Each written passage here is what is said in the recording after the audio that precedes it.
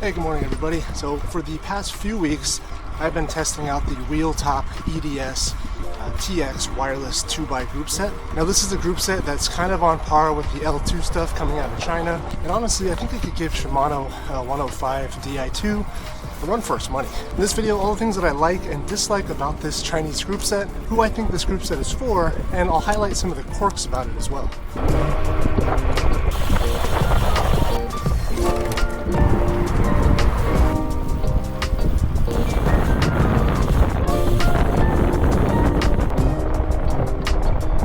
So this is a Groupset that comes in two flavors, a hydraulic disc brake and a mechanical disc brake version. The version that I'm testing is a hydraulic version, and it comes in two boxes. First box contains the shifters, front derailleur, rear derailleur, along with some instructions and a QR code to the app. And the second box will only come if you get the hydraulic disc option. It includes the two disc calipers along with pre-bled hoses and a bunch of olives and barbs and adapters that you'll need to install it. Now, probably the most eye-catching thing about this electronic Groupset is that it's not confined to a specific number of gears in the back. Through the mobile app, you're able to program the rear derailleur to shift anywhere from 3 to 14 speeds, and you have the ability to fine-tune or trim each cog in any of those configurations. So I've got this Groupset set up now for 2x11. It basically just replaced the GRX 810 2x11 Groupset that I was running. I've got the stock GRX 40 630 chainrings up front, as well as an 11 to 34 tooth cassette in the back. The drifters have a really nice feel in the hand. I will say that the hoods on the shifters are maybe a little bit more plasticky. I mean, they're still rubber, but they're a little bit on the plasticier side. They're a little bit more stiff than like a Shimano or SRAM hood. Made it a little bit tougher to like peel them back so that I can get an Allen wrench in there and torque them down to spec. The derailleurs have a really premium feel to them for the price point. Front derailleur, rear derailleur, they use a mix of carbon, plastic, and metal in seemingly appropriate areas. And overall, I think the aesthetic is pretty good as far as the drivetrain goes. I will say that the brake calipers are really chunky. They're much bigger. They're kind of a glossy black with a white Wheeltop logo painted on. To me, at first glance, these just look a little bit cheaper than the rest of the Groupset. The calipers almost seem to be like an afterthought. Now, as far as the specs go and the exact numbers, I don't have those memorized off the top of my head. Let me find a shady spot real quick and we can go over those. I guess this will have to do. Okay, so I know you can look all this stuff up, but I'll try and summarize here. Weights, drifters weigh in at just over 400 grams for the pair. Rear derailleur is 320 grams, front derailleur is about 190 grams. The calipers are claimed at 133 grams each, but they did come pre-bled with hoses, so I didn't want to disconnect them and weigh the calipers independently. They do feel on par with like a GRX or a 105 caliper. As far as the rear derailleur, 3 to 14 speeds, which again is adjustable in software. A little bit more on that later. It's got a max cog spec of 36 teeth. Which means that the biggest cog on your cassette should not be much larger than 36 teeth.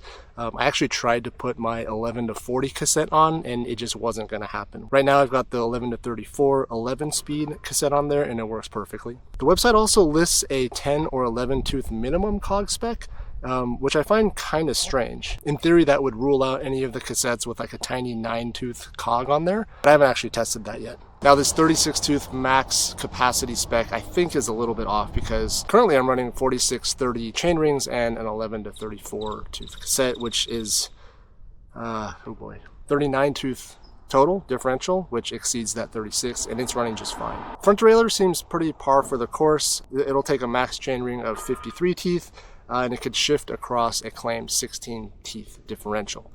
So very similar to like Shimano 105, I think, in that respect. It works really well. Not much to say about the front derailleur. The brakes are nice. While they don't look like Shimano brakes, mechanically they're very similar. They'll take a standard L05A type pad, which are the same brake pads that you would use for like a 105, Ultegra, Dura-Ace, even GRX brake calipers. The brakes are also claimed to be compatible with Shimano BH90 hose, although the olive and the barb design is a little different. More on that in just a little bit. So I think that's most of the key specs. Let me get back on the road and we'll talk about the installation and the setup. It's hot, man. I tried to get out early. Failed. Did not get out early. Okay, so the installation of this Groupset, mechanically, very straightforward. It is a truly wireless system, so there's no like battery wires that you have to run internally to a common battery. It's just bolt on the drifters, bolt on the front derailleur, rear derailleur, install the pre-bled calipers, hook them up at the drifters, and basically you're done. Now for me, I kind of was able to cheat. The lines are pre-bled and capped at the end, so I was able to get away with not bleeding the brakes after I installed the barb and the hose at the shifters. In your case, you may have to bleed the brakes once you install them. Fortunately, the process is very similar to any Shimano road brake bleed. It's mineral oil based, so nothing caustic or corrosive. Man, I chose this road to shoot this video because there's less people in cars, but it's a hot day and it's a big ass climb. So you'll have to excuse my huffing and puffing. Right, so the hardware, super easy to install. Software wise, not so much. It's actually pretty complicated, I'm not gonna lie. It's a little bit quirky in how you set it up. Basically, it wants you to download the app, of course. First thing you do is update the firmware, which takes, a couple minutes to do. Then it wants you to pair the drivetrain to the app, which in 2024 I feel like should happen a little bit faster and more reliably than the Wheeltop. But ultimately it paired every time. I wasn't having any connection issues. And all that needs to happen before you even begin setting up the drivetrain. Then what you need to do is this initial calibration phase. Instructions on that are relatively clear. For your reference, I was mostly going off the Wheeltop video. That kind of visually shows the setup process. And I got to that video by clicking the QR code on the instructions in the box. And then the next step is where you actually get to index each individual cog. Now, because there's no cable pulling a fixed amount of cable per shifter click, you can program the amount that the derailleur moves laterally on each individual cog, which is actually a pretty nice feature if you use, some off-brand cassette where the spacing is not exactly the same as like a Shimano or SRAM. One quirk about this phase though is that there are basically just bit values that you use to increment the amount that the derailleur moves over. So basically, if you want to trim like the derailleur, in one direction, you increase the number, in the other direction, you decrease the number. The quirky part about this process though is that you don't see the changes in real time as you make adjustments to the trim. You change the number value, and then you've got to shift the gear up and back down to see the effect of that change. So it's somewhat of a time-consuming process. I feel like if they could somehow refine the app or even convert this whole process to being able to be done from the drifters, that'd be amazing.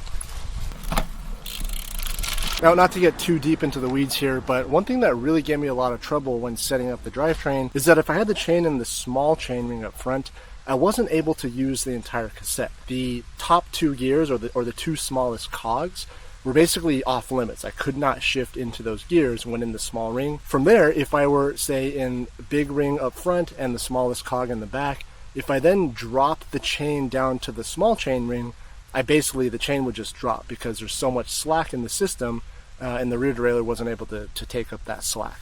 So what I later discovered after emailing the company is that this is actually a feature, apparently. It's called the chain protection feature, which is supposed to avoid the small cross-chaining configuration. And so if it were that simple, I would believe it. I think that's definitely a good feature. You really don't want to be running small anyways. But after thinking about this for a minute, the feature is not there on the opposite side. So there's no big chain protection feature, meaning you can easily run big chainring and big cog, which is actually a worse configuration for cross-chaining. So my hunch, and this is totally unconfirmed, is that the design of the rear derailleur is just not meant to take up as much slack as like, a 105 derailleur or a GRX derailleur. I don't believe it's a chain length issue because I swapped this exact chain over from the GRX setup, and everything's swapped over just the same. Also, when I run it in big, the chain is really tight, so I don't think I could even take out another link if I wanted to. So for now, they're calling the chain protection a feature. I'm more inclined to call it a bug, and I think maybe they need to sort out the just the mechanics of the rear derailleur a little bit more, so that if you need to, it can take up that additional slack in small. Now, one thing I actually forgot to mention was that the speed of the shifts and the quality of the shifts of the Wheeltop are very good. So I want to be clear about that. I actually have the Richie Montebello for testing right now, and that's got a Shimano Di2 105 group on there. And I have to say, aside from all the setup and somewhat frustrating installation setup process, the actual ride experience is pretty good on the Wheeltop compared to like Shimano 105. I haven't missed a shift on either system. Both systems shift very quickly as far as I'm concerned. I don't have any experience with like Dura-Ace stuff or SRAM Red stuff, but As far as mid-range electronic drivetrains go, I would say that the quality of the shifts from the Wheeltop EDS TX system are very good. So as far as other features, it's got two modes that you can switch between. There's something called casual mode and something called race mode. Race mode, I think, it's basically always on, so you don't have to wake up the system. It'll work the second you push the shifter. And I want to say that the shifts are a little bit faster in race mode as well. Downside, of course, to using race mode is that it'll drain your battery a lot faster. I've not tested this system to full depletion yet, but I have been using it in casual mode the entire time of my testing. Casual mode is more similar to like your standard 105. The system kind of goes into a sleep mode when you're not using it. You click any of the shifter buttons, it'll wake up the system, and then you can start using it. Claimed battery life is something like 20,000 shifts. Front and rear derailleurs use a rechargeable battery. There's a really long USB cable that it comes with. Shifters just use like a coin cell battery for each, and they're meant to last pretty long as well.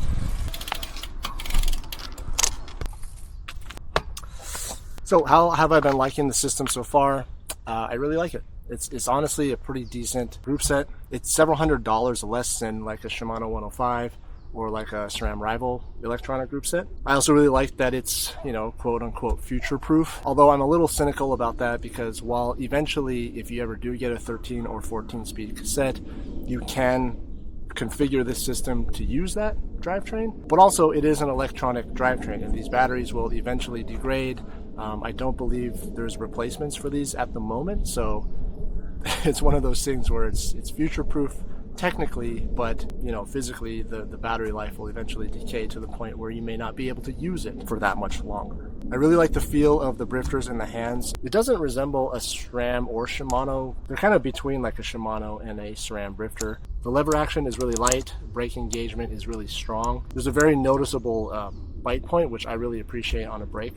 One thing I will mention is that when you're rumbling over like uneven terrain, you do get some plasticky chatter, which you do get from other drifters as well, but it's just something to note here. There's a lot of like free stroke, if that's the right term to use here, before you actually get to the button. And so these plastic shift paddles kind of just rattle around if you're, you know, rumbling over some uneven terrain.